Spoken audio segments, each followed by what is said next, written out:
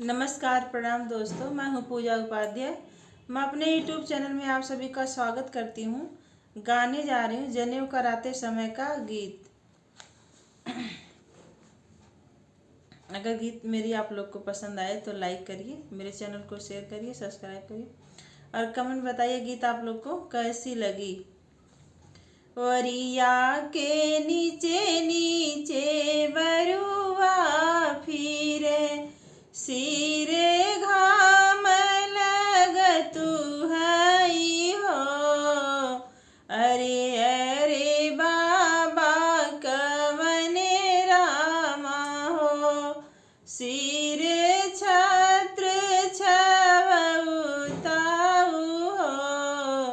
अरे अरे दादी कवनी देई हो, सिरे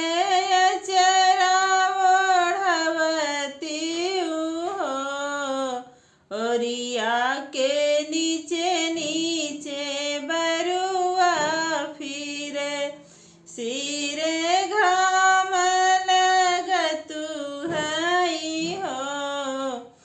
अरे अरे पापा कवने रामा हो, सिर छत्र छवउताऊ हो। अरे अरे कवनी देई हो, सिरे चरा ओढ़ऊ तो न हो। ओरिया के नीचे नीचे बरुआ फिरे, सिरे घाम लगतु हई हो।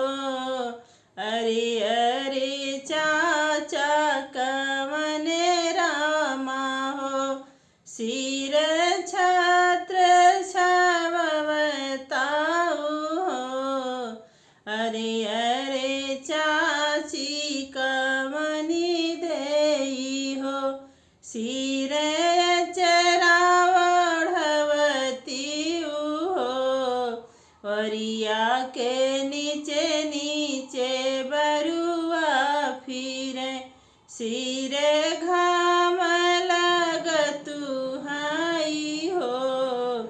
अरे अरे भैया कवने रामा हो, सिर छत्र छवउताऊ हो।